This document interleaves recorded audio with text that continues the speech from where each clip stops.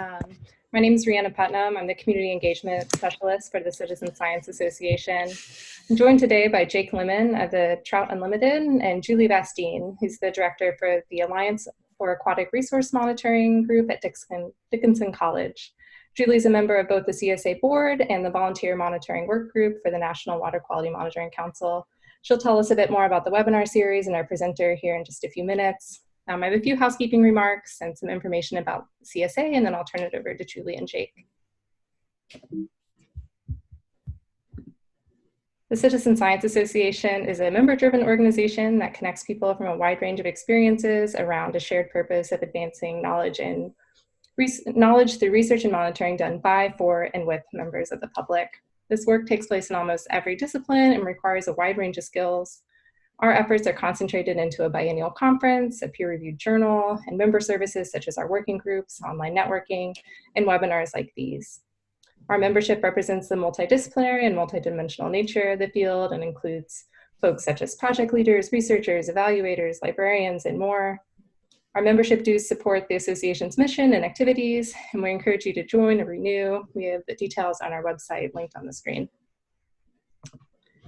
Getting involved with the CSA is a great way to make connections, grow as a leader in the field, and help support the association. Our working groups are one of the key ways that we work to advance the goals of the CSA through the sharing of resources, best practices, relevant information, both among group members and also through the broader citizen science community. We have 8 working groups that explore cost-cutting issues such as ethics, law and policy, data and metadata, and new groups such as an environmental justice practitioners group. So there's really a lot of great stuff happening with our working groups. You can find out more information on our website and see some of the resource guides that they've shared there. This webinar will be recorded and uploaded to a YouTube playlist where we archive all of our past webinars on topics such as volunteer engagement, research ethics, and legal issues in citizen science. I'll also be sending out a link so you can look for it there. We have lots of webinars coming up, including 2 more this month. We have one next week on balancing citizen science data collection needs with privacy protections, which is in a series with our Law and Policy Working Group. And then we have another from the Water Monitoring Council on engaging volunteers for long-term monitoring program success that we're excited to host on the 30th, which is a Thursday. Lastly, we do have everyone on the call today in listen-only mode to keep background noise to a minimum. But we do want to get to know you and to hear more about you. And so if you wouldn't mind finding the chat box, you can find that. It's a little speech bubble with a ... If you're not seeing it, it might be tucked away. But if you want to just let us know who you are, your name, maybe where you're calling in from. And the chat is also the place where if you have any questions, you can type them in there. And Julie will work on making a list of those so we can have some time at the end for discussion. And so if you have any points of clarification or broader questions, feel free to tuck those in the chat as you think of them. And with that, I'll turn it over to Julie. Thanks everyone for joining us today. Fantastic. Thank you so much, Rihanna. And thank you to the Citizen Science Association for incorporating a few aquatic citizen science webinars into your webinar series this month, and more on that in a little bit. As Rihanna said, my name is Julie Bastine, and I direct Dickinson College's Alliance for Aquatic Resource Monitoring, or ALARM. And I'm also in my 2nd year of being on the board for the Citizen Science Association, and I love the growth of our webinar program and the opportunity for people to share resources across the field. Something that Rihanna mentioned is the name, the National Water Quality Monitoring Council, which was a function under a Federal Advisory Committee Act entity, the Advisory Committee for Water Information, and the council was one of the activities that happened underneath of that. And we learned in December that the council was being closed, and through the council we had a volunteer monitoring webinar series, and I'm super thankful to the Citizen Science Association for hosting the webinars that we had scheduled through the National Water Quality Monitoring Council. The Citizen Science Association represents lots of different pillars within sea science, and aquatic citizen science is one of them. And so it's just really exciting to be doing this webinar today. In addition to being able to introduce my dear friend and colleague, Jake Lemon with Trout Unlimited. Jake is the Eastern Angler Science Coordinator for Trout Unlimited, and he supports Trout Unlimited chapters, council, staff, partners to develop citizen science programs that advance their mission to conserve, protect, and restore North America cold water fisheries. That's a big, tall order you got there, Jake. And so as a part of his job, Jake supports monitoring efforts that help to prioritize restoration work and to monitor the effectiveness of those projects. And without further ado, Jake Lemon, take it away. Hey, everybody. My name is Jake Lemon, TU Eastern Angler Science Coordinator. Thank you all for joining us today. My plan for today is to just talk a little bit in general about how TU as an organization supports the development and improvement of our citizen science efforts and the efforts of our volunteers, chapters, partners, staff, and then highlight some interesting partnerships and projects that I think might hopefully inspire you all to do some good work in your area. So with that, I'm going to try sharing my screen because I do have some slides here. And as Rihanna said earlier, please be sure to direct any questions, comments you might have to the chat function, and I'll be keeping tabs on that while Jake presents for the next half hour. Great. So can you see my slides? Yes. Great. All right.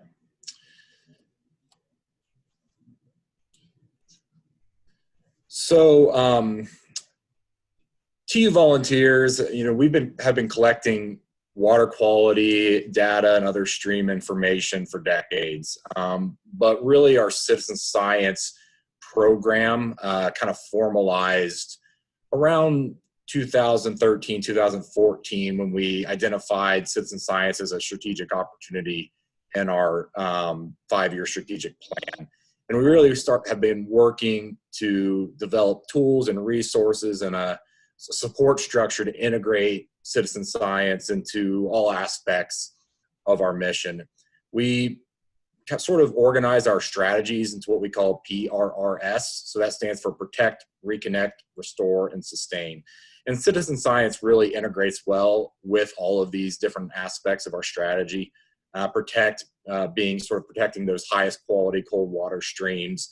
For example, our shale gas and pipeline monitoring program, where we're training volunteers to collect water quality data and do visual assessments in headwater areas at risk from different types of energy development so that we can document pollution incidents.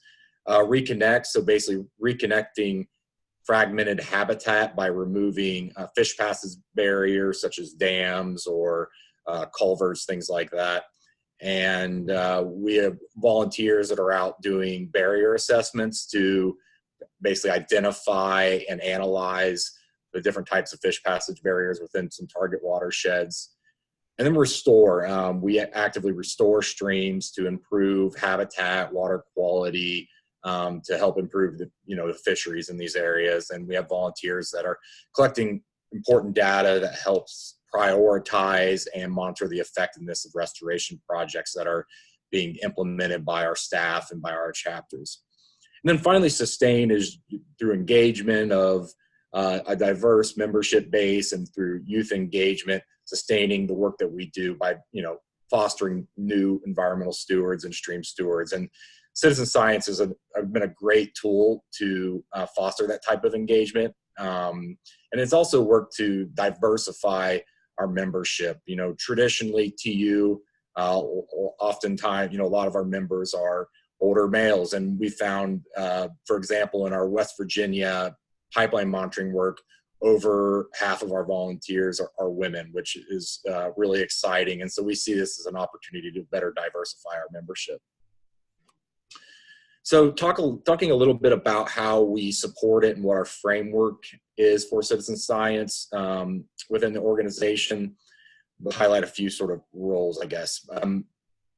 I'm the Eastern Angler Science Coordinator. Right now, there's not a Western Science Coordinator. So, but really what my job is to, one, develop new citizen science projects and provide technical support to our staff and to our chapters and to our partners to do good citizen science, and also to connect connect and identify emerging technologies and resources that can help us do more work better. We have what we call our science team, which is mostly based in Boise, Idaho, but kind of spread throughout. The science expertise is spread throughout the organization. And these folks are actively working to develop various types of resources and tools for citizen science, from mobile applications to resource guides and protocol books to database support and data visualization tools. They provide a lot of that support. And then we have our volunteer operations, which are our experts on volunteer management and engagement, and are actively working to expand citizen science within the organization from the standpoint of better engaging new and having more opportunities for our existing volunteers to engage. And then our project staff are the folks that are actually on the ground doing restoration work at a staff level, embedded within states and watersheds throughout the country. And these folks are oftentimes working with local chapters on those restoration projects, and also on monitoring and data collection to help prioritize and monitor the effectiveness of those projects. And oftentimes the science team and or myself will provide support to those project staff to better engage their local membership in collecting useful data. And then finally, and most importantly, our grassroots. We have several hundred chapters located throughout the country. I think somewhere around 400, and about 350,000 members and supporters throughout the country. And so this is the grassroots base that's out there being a force multiplier for data collection, and also organized into chapters that are really embedded in these local communities, are doing their own projects, have their own data needs, and sometimes require technical support to do good citizen science projects. And that's one of my roles, is to provide that sort of technical support. So jumping into highlighting a few cool projects and partnerships that we've implemented.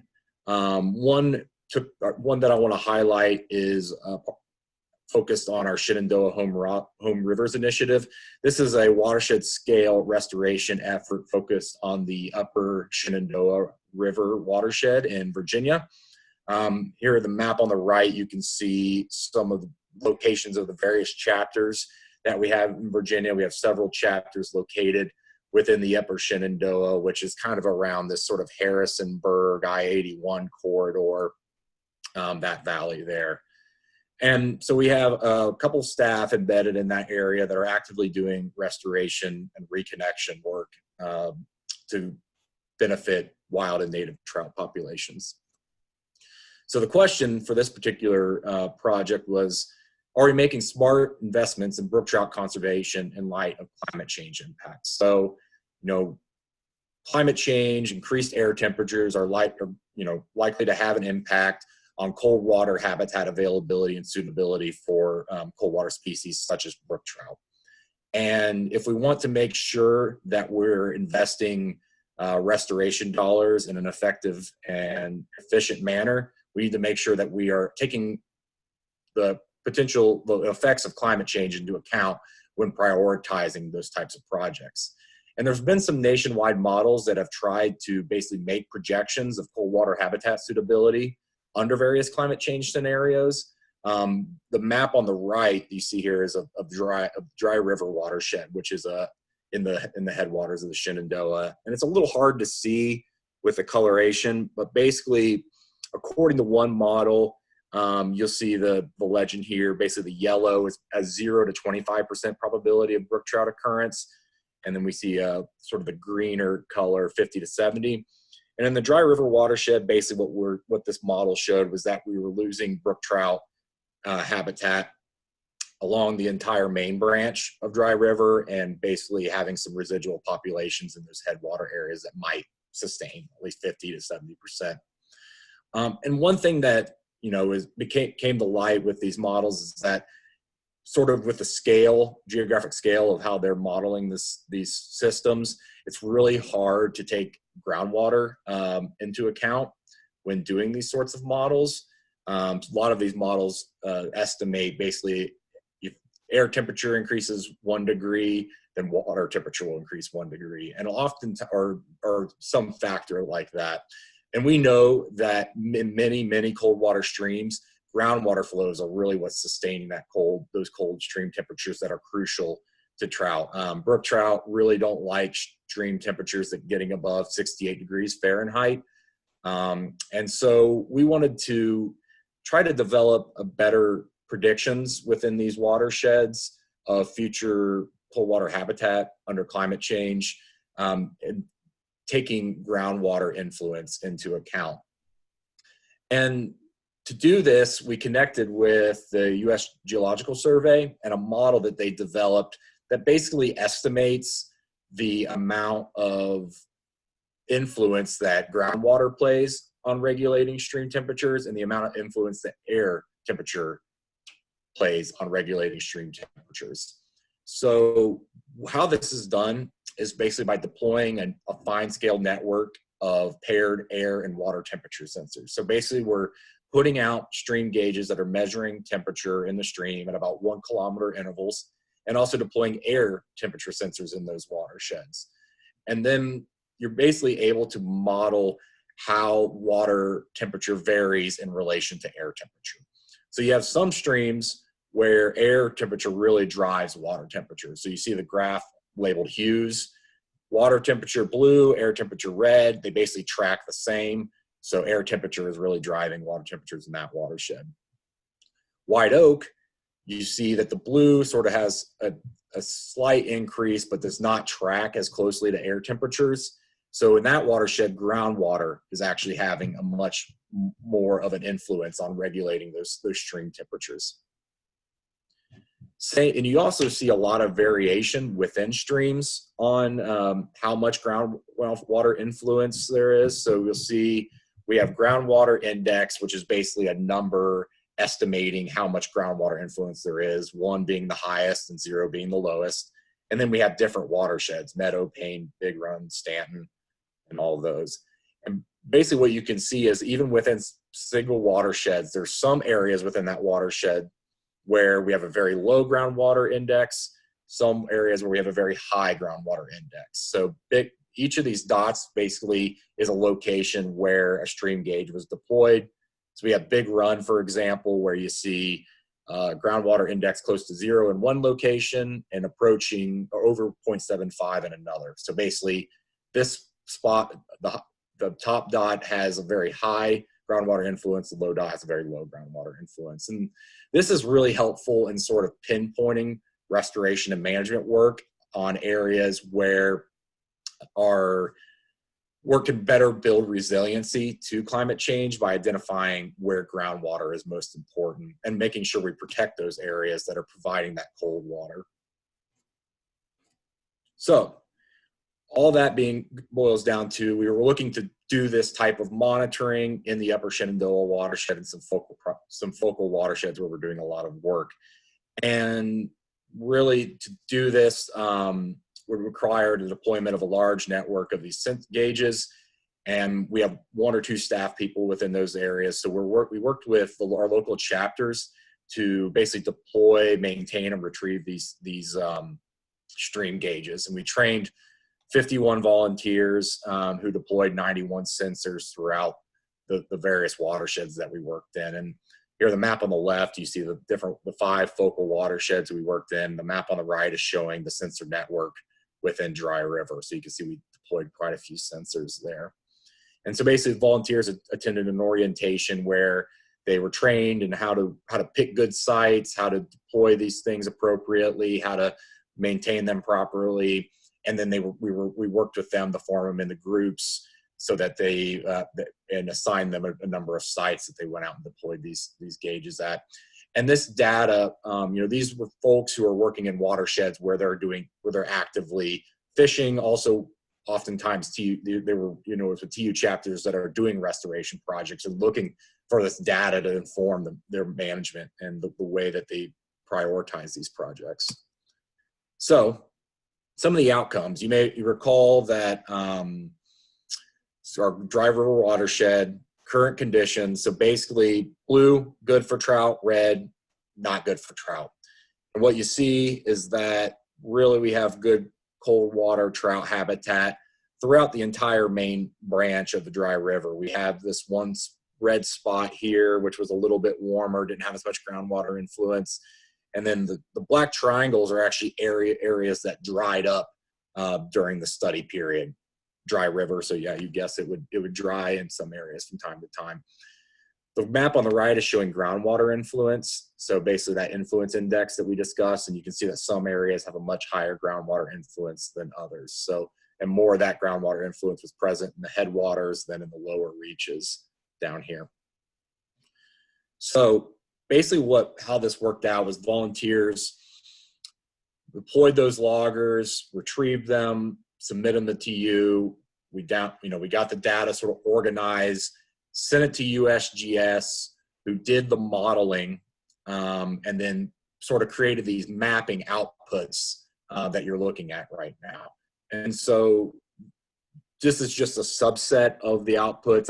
Wasn't able to include everything from a time perspective, but basically these three maps are showing different climate change scenarios. So we have the 1.5, so that's a 1.5 degree increase in Celsius in air temperature, a 3 degree increase Celsius, and then a 5 degree increase in Celsius on the right.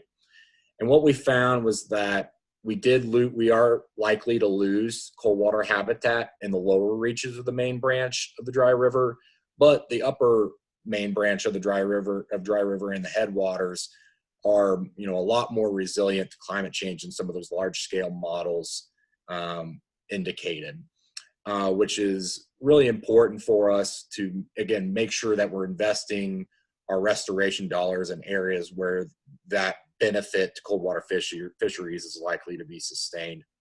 And so, I think the really cool thing about this project is that it involved various levels of TU, whether it be staff and our chapters, and a federal agency to sort of apply their skills and their strengths to answering a really pertinent management question in this area. And so, we were basically able to staff in collaboration with our volunteers prioritize and identify where we were going to do this work, get the field work done, get the data in order, ship that data off to USGS to do sort of the harder do the analytical or the analysis and the modeling, creating these map outputs that we're then able to, both our chapters and our staff are able to utilize to basically choose good projects, and also to as a foundation when we go out and look for funding to do these projects. So we can now say this particular stream is resilient to climate change, and therefore it's worth investing in. So, on the flip side, USGS was interested in this from the standpoint of continuing to inform the model. They had basically tested it out in some other in the Shenandoah National Forest, and were interested in trying it out on some different types of stream conditions. And so, in addition to creating this data that was useful from a sort of a reach or a watershed scale management, it also was providing information to improve this model that can be used in other areas. So, yeah, that was a cool project that I wanted to highlight. And so, really, the outcome, we leveraged the expertise of partners to create better information upon which to make decisions on where to invest restoration dollars. One of the streams that we did this study on was Passage Creek in the George Washington Jefferson National Forest. We've done some restoration work, which you see here, basically taking this old weir and doing some habitat restoration, removing that partial barrier. And we also actually did a brook trout repatriation project there. So basically reintroduce brook trout to a stream where they were recently extirpated. So what this did was basically allow us to better understand how that project and how that repatriation effort was likely to hold up over time. So changing gears, the next sort of series of projects that I wanted to talk about is just our robust partnership with the U.S. Forest Service. This partnership's really founded in collaboration around restoration and reconnection efforts. You can see some of the stats there as far as the scale of work that we have done with the Forest Service throughout the country. This is our chapters and our staff actively collaborating with various levels of the Forest Service to implement this really great work. And so we're wanting to, we've been talking for a long time about expanding our capacity to better prioritize and monitor the effectiveness of these restoration projects. You know, where are we going to get the most bang for our conservation buck? And also, are our projects meeting our objectives? Are we improving water quality? Are we improving fish populations? Are we improving habitat? All of those things. And we started, just working with citizen scientists as a way to enable us to do more of this type of monitoring, because really we were just lacking the necessary data to answer these types of questions. And we really got started with what we call our water quality snapshot day events in the Allegheny National Forest. And basically, these are synoptic sampling events. So basically, over the course of one day, a big group of volunteers and Forest Service staff and partners get together and within a number of teams go out and collect data at a bunch of sites throughout the national forest. And so we have teams of basically 2 to 4 people collecting data at 5 to 8 sites over the course of the day. Usually we'll do a training in the morning. People will kind of blast out all over the forest, visiting their sites, come back, submitting their samples and their data, and then we have sort of a barbecue celebration afterwards. And so it's been a highly successful effort. We started, I think, in 2017, and this spring, I think we'll be doing our 6th or 7th one.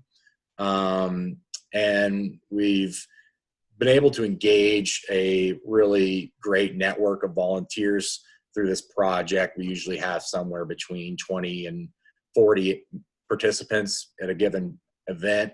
And it's gotten to the point where we have returning volunteers where we have to do very little outreach to find a good volunteer base for these events. And it's created some really interesting outcomes. It was initially developed as a partnership between TU and the Forest Service and Penn State University. And we all kind of had our own interests. The Forest Service was interested in getting just more broad-scale water quality data to inform their management actions and monitor the effectiveness of different management actions. TU was interested in better understanding cold water habitat suitability, specifically pH levels in these areas, as this area is still affected by acid deposition, and there's some streams that are marginal trout streams due to pH limitations. And then Penn State University had a research project looking at impacts of old oil and gas development. And so this is basically the area where oil and gas development kicked off in the United States. The first well was drilled in Titusville, which is about, 20, 30 miles from the forest. And there's oil and gas wells, over 100 years old, thousands and thousands of them within the national forest. So we were able to kind of piggyback all these research questions into these large scale events and working with trained volunteers to collect this data and these samples to help us better understand these impacts. And we've had a number of sort of data outcomes, including identifying a number of streams impaired for pH that were not on the state impairment list, and working through getting those on the appropriate list, or getting those listed appropriately. Also, we identified some strange and characterized some strange metal seeps that seem to be caused by old oil and gas infrastructure. Penn State coined the phenomenon gas leak drainage, and basically it's hypothesized that leaking oil and gas wells are creating anoxic conditions in the groundwater, which is mobilizing metals and causing these seeps to basically put an almost AMD-like seepage of metal-laden groundwater into some of these streams. So we're identifying those and characterizing those, and then also better understanding brine spills associated with oil and gas development, and understanding where those are taking place so they can be addressed. And so there's been a lot of really interesting data come out of this, and there's also been a great sort of development of this cohort of citizen scientists that are actively engaged in these watersheds, both from a monitoring and a protection standpoint, and have been doing some, kind of adding on to this, using this as a foundation upon which they're doing more meaningful citizen science. So that's sort of what started our citizen science partnership with the Forest Service, and it's since really grown by leaps and bounds from there. This diagram, it's a little noisy, but basically what I was trying to get at here was that we had this restoration partnership, and from that partnership came this ANF Snapshot Day event, and that has really springboarded just a number of opportunities with the Forest Service to do meaningful citizen science. We started doing red surveys in the Allegheny National Forest, and that got taken over to the Huron-Manistee National Forest in Michigan. We received a grant to support various citizen science efforts in North Carolina, Tennessee, Pennsylvania, Michigan. And this led to an agreement with the Northern Research Station for a really robust citizen science program in the Huron-Manistee National Forest. And all of this has really kind of developed models and got people thinking about this type of collaboration and creating new citizen science basically throughout the eastern U.S. and now more so out west. And so it really all started with this one event that was planned by the Allegheny National Forest and TU and Penn State, and just snowballed and through these series of connections and opportunities to a really robust partnership between the Forest Service and TU volunteers to leverage our grassroots base to collect good data and information. So that's been a really exciting partnership. Just some other quick examples of our Forest Service Citizen Science Partnership.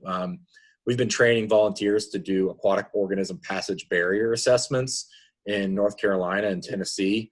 And so we have teams of volunteers that are going out and visiting road stream crossings to assess them as to whether basically aquatic organisms can pass through those culverts or whatever, or whether they should be prioritized for barrier removal. And those volunteers have done something like, I think around, last I heard, about 200 of these assessments, which is a pretty big undertaking. We've collected some really important data that's going to be used as part of a watershed scale restoration strategy. We have been working with volunteers and fishing guides on the Marquette River to do red surveys. So basically folks are floating or walking sections of stream and marking the location of trout reds. So these are basically the nests where trout lay their eggs, where they're fertilized and where those eggs sort of incubate until they hatch. And by understanding the location and distribution of spawning, we can better understand where there's good spawning habitat that should be protected, and also where there's maybe marginal spawning habitat that we could potentially do some projects to improve upon. And so this is our data from 2018, basically showing red densities by survey reach. I think we've had about 30 volunteers do about 100 of these surveys over the past couple of years.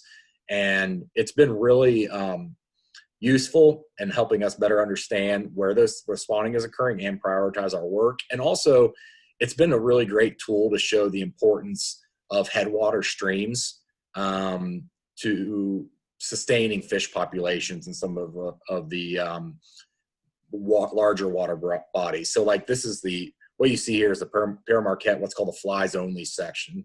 It's a section of river that is renowned for its trout fishery and it's heavily fished, gets a lot of attention. But we see as we get some of the headwaters, some of our highest densities of reds were in the tributaries to this flies only section and more in the headwater sections of it. And this kind of helped to build some local awareness on the importance of these tributaries and benefiting these downstream fishing locations. Another one I'll briefly mention is in West Virginia, where we're working with anglers to conduct environmental DNA sampling to identify previously unknown trout populations. So environmental DNA is basically the sampling of, you basically run water through a filter in order to extract the DNA that's suspended in the water, and you can basically analyze that to figure out what species are present upstream of your sample location. So trout are sloughing off DNA within the water column, and you're basically able to sample that and figure out what's in the stream, whether it be trout or other aquatic organisms. And so we're working with our grassroots to identify streams where they know there are trout populations, but they aren't currently designated in state databases as trout streams. And then using eDNA as a tool and angler assessments, actually just catching fish with a rod, as ways to document those populations so that we can do follow-up assessments and sort of prioritize where follow-up assessments are done to get those streams designated as trout fisheries. And the reason that we're doing this is not only because, I mean, it's good, we want to know where fish are in order to better understand where we should prioritize our work, but also trout streams receive added protections from the state Department of Environmental Protection than other streams do. So by basically getting a stream designated as a trout stream, you are adding more stringent water quality regulations to that stream.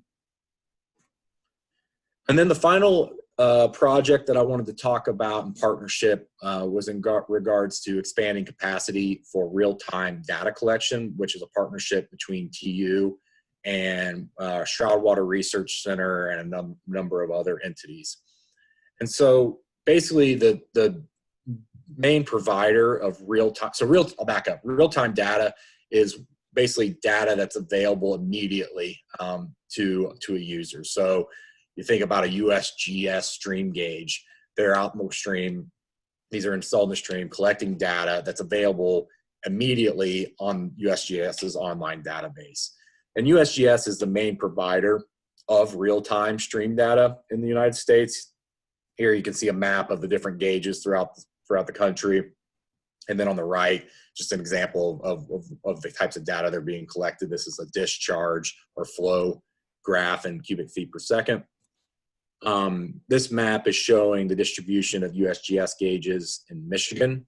So you can see that there's a number of them, but they're oftentimes located near the mouth of a larger water body, and there isn't a lot of real-time data available for smaller headwater streams that sustain a lot of our high-quality cold water fisheries. You know, as another example of the data gap we're looking at in regards to real-time data and how that is being addressed. The map on the left shows in West Michigan the distribution of airport weather stations. So you see there's 4 here on the map of the left. Many of you probably use Weather Underground's Wonder Map to access weather data. And you can see the network of, and these are basically a network of backyard weather stations throughout the region and the country. And so basically you can see we're getting a lot more granular data with backyard weather stations than we are with those sort of more, I guess, quote unquote official airport stations. And so basically Stroud was looking at this model and thinking, why can't we do that with real-time water data? And what they developed was, and you know, through the Enviro DIY community, was what they call the Mayfly sensor station, which is basically a low-cost water quality monitoring station that provides data in real time. And it's designed, so basically designed so that it can be both purchased, you know, it has a price point where it's affordable, and so that it can be maintained appropriately by volunteer groups such as TU chapters and watershed associations.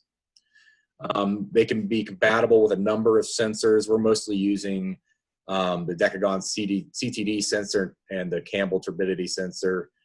The CTD sensor measures conductivity, which is the ability of water to pass an electrical current, basically measures dissolved ions in the water. It's sort of a bulk parameter that it can capture various types of pollutants, such as road salt or brines from shale gas development or other things. Temperature, and then depth, stream depth, and then turbidity is the clarity of water. And so those are the most main sensors we've been using so far. This is an example of the data output. So basically there's an online database at monitormywatershed.org where you can see graphs of the most recent data collected in real time. And then you can actually go in and analyze all the historical data for a site for time series analysts. So Stroud, again, developed this technology and piloted it in the Delaware River Basin, deployed over 70 stations over the past few years by basically training and providing technical support to watershed associations to employ this technology to answer questions that they have about water quality in their local watersheds. So what we were looking to do is basically take this model and bring it to Michigan as a pilot of TU becoming a service provider to enable watershed groups and TU chapters to employ this technology. And so the way we've approached this is, less of a top-down. We don't necessarily have specific research questions in many cases that TU is trying to answer with this data. It's more about providing the technical support and tools for local watershed groups and TU chapters to answer the research questions that they have. So, whether that be, in one case, monitoring impacts from concentrated animal feeding operations, or another case, we've deployed these where a group is interested in having real-time temperature data so that they can see when stream temperatures are at levels that are stressful to fish, and fishing outfitters can basically implement self-imposed fishing moratoriums. So basically they're not fishing during these stressful periods to limit the impact on populations. And there's a number of other use cases for the groups that we've worked with so far. But basically, we held a workshop in 2019 and deployed 8 stations so far in Michigan in partnership with a number of watershed groups. And folks are basically trained on how to deploy and maintain these stations as well as work with the data. And so you get a number of outcomes. We're generating data to answer ecological questions, building science capacity among watershed groups, and then building science literacy through hands-on experience. So people are interacting with the data and with these stations often on a daily basis, and you just build a different level of understanding of what's going on in your stream. And a lot of the groups that have adopted these stations are working with teachers and students to do the maintenance and data management. And so it's also an opportunity for students to utilize technology and data to better build science literacy. And so moving forward with this, we actually just received a grant where we're going to be holding a couple more trainings in Michigan, and building out this effort, identifying groups who have a need for this type of data, providing the necessary training and technical support for them to get these stations in their watersheds, and then continuing to sort of troubleshoot and refine these stations given the realities on the ground that we have here in Michigan. We've had some issue with, for example, with sensor station charging because we have a lower sun aspect, so basically lower sun angle, and maybe a little bit more cloudier conditions than in the Delaware River Basin. And so we're working through sort of hardware, basically hardware and programming type of things to optimize these stations for the conditions we have here in Michigan. And so this is a really exciting project and an opportunity to enable and empower watershed groups to greatly expand the availability of long-term water quality monitoring locations and access to real-time data. So all of these projects that I've highlighted, TU has played a role in either bringing capacity and technology to watershed groups or our localized restoration efforts. so that we are able to collect data and information to drive the work that we're doing, and also leverage the expertise and capacity of federal agencies and other groups to analyze data and set management goals and feed into their data needs. So, all these projects sort of have multiple layers of outcomes where there's various groups that are all benefiting from the data collected, and through their collective action are able to do better work. And so hopefully this is interesting, and hopefully it gives you ideas of how you might collaborate with local groups and with agencies in your neck of the woods. So thanks for taking the time today, and I'll look forward to answering any questions. Awesome. Thank you so much, Jake. And everyone who's on, if you have any questions, feel free to pull up the chat function. If you toggle at the bottom of your screen, you'll see a chat with the ... Pull that up and direct your questions to all panelists and attendees. But Jake, to go ahead and get us started, so thinking about like all these different innovative stream monitoring collaborations that you have, you're balancing partnerships with federal agencies and Trout Water Research Center. So I guess when you think about advice you would give to others who are looking to collaborate with either government or other nonprofit partners or academic institutions, what advice would you give them? What ingredients for success would you share? Sure.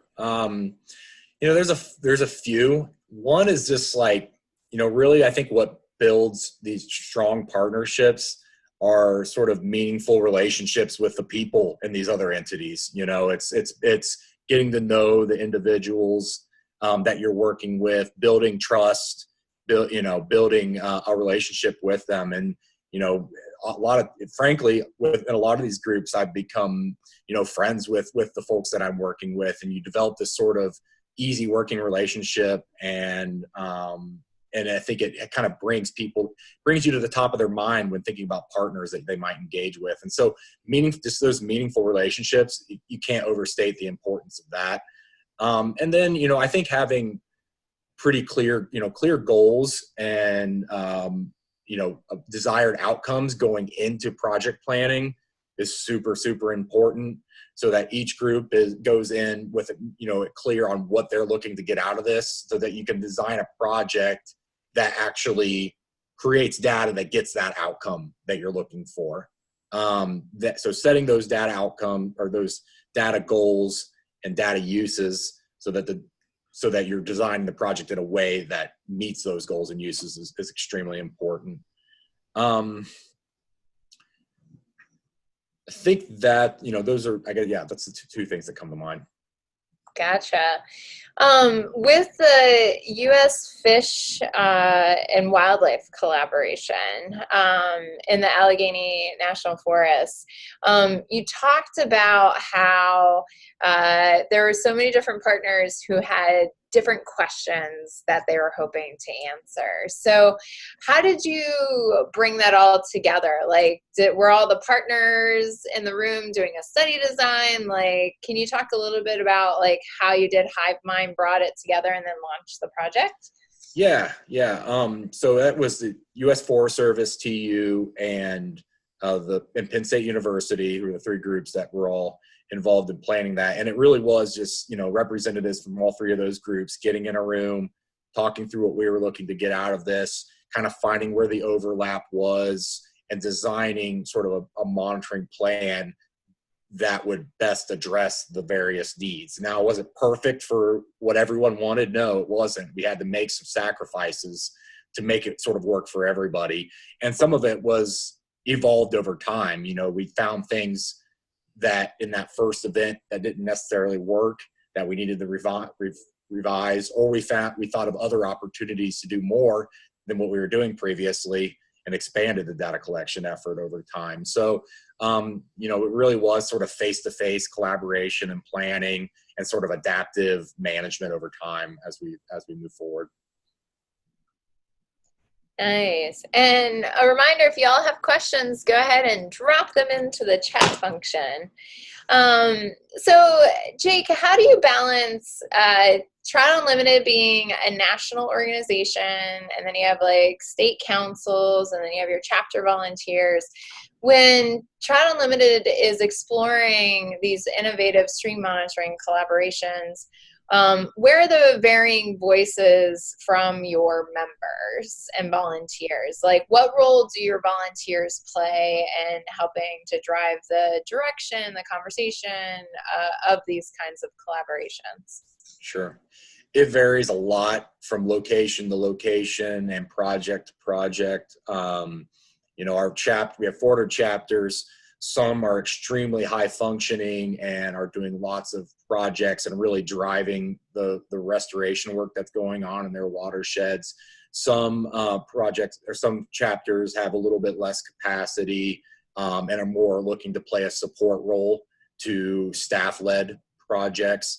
And so, you know, we, as a rule, engage our chapters to the level that they have the interest and capacity to be engaged. So in some cases, they're they're driving the questions, they're driving the project plan and engaged in that whole process.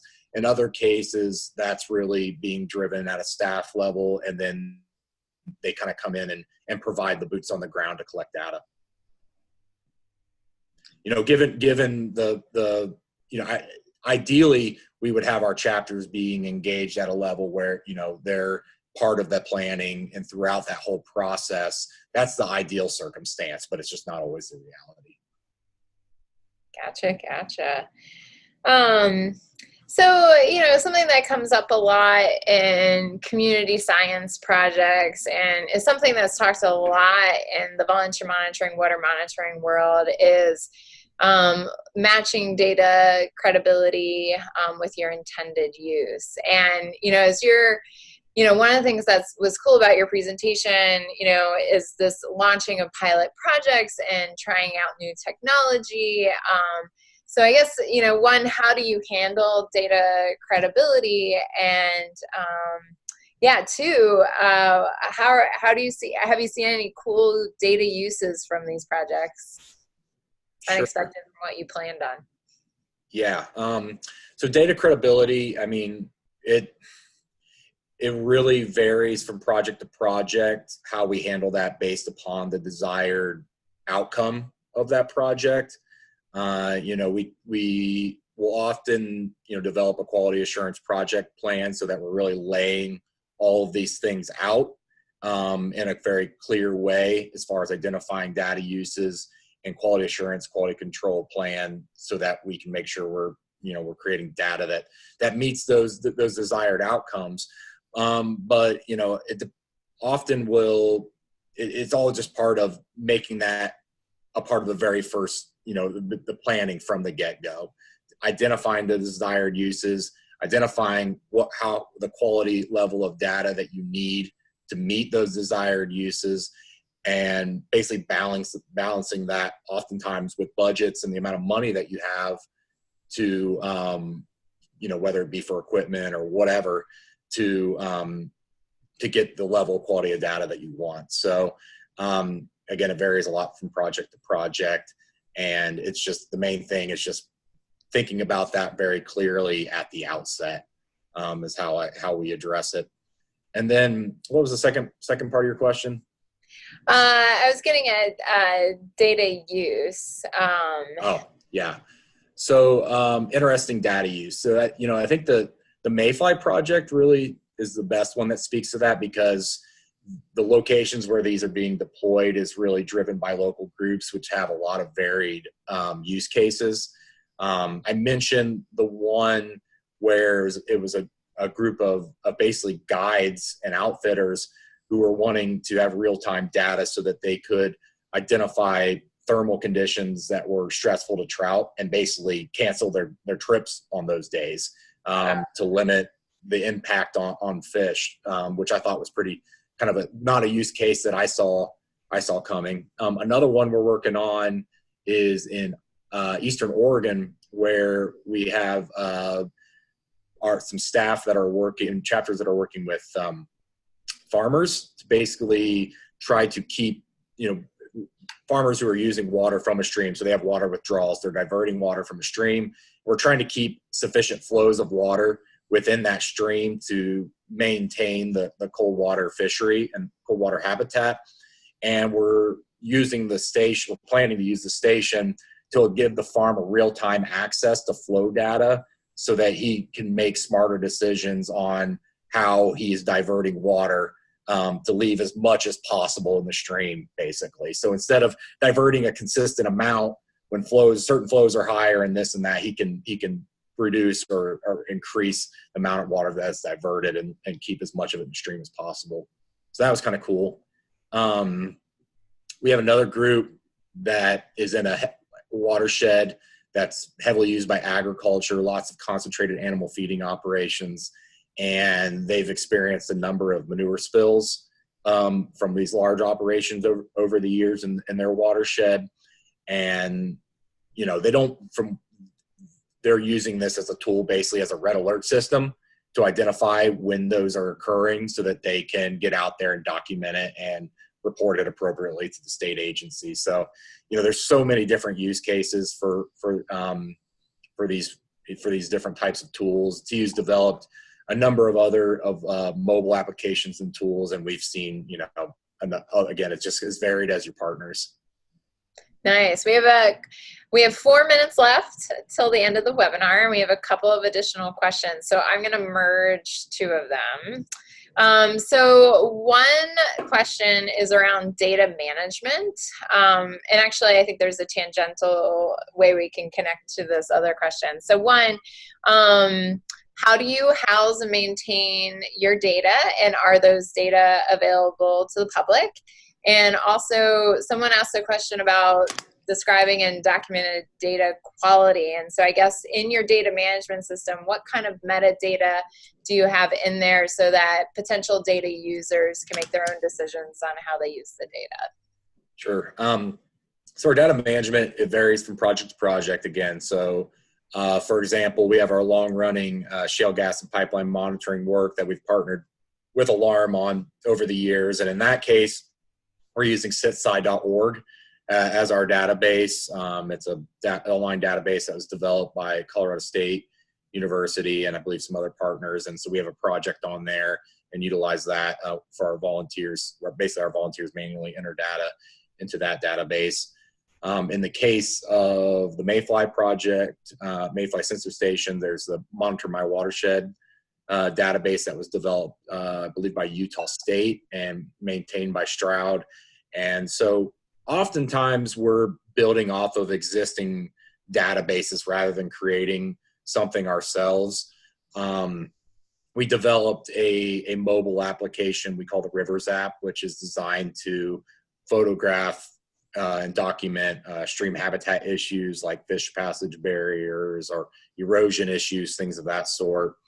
And we have an online mapping application that serves as the database through arcgis.com for that tool. So it varies a lot from project to project. We very rarely will develop our own database from scratch just due to issues with having the capacity for ongoing maintenance of the database. We often will piggyback on other groups that have existing databases that fit our needs. And as a general rule, our data is available to the public. I can't think of a project where we don't have the data available to the public. We have our own needs for this data, but we also want it to be used by others.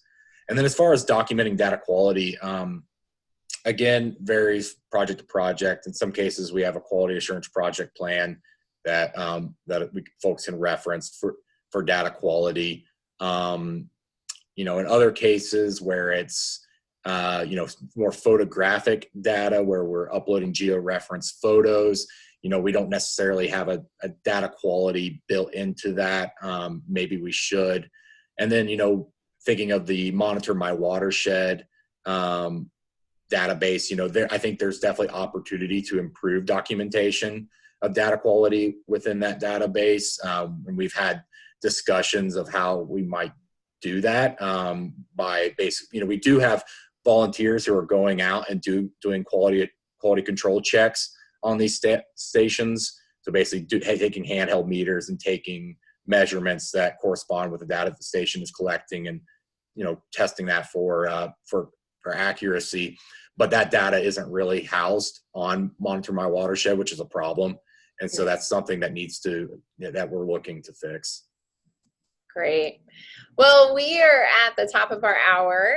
Rihanna, I see that you commented on the question about the webinar video being available afterwards. And so y'all can find that on the YouTube channel later this week.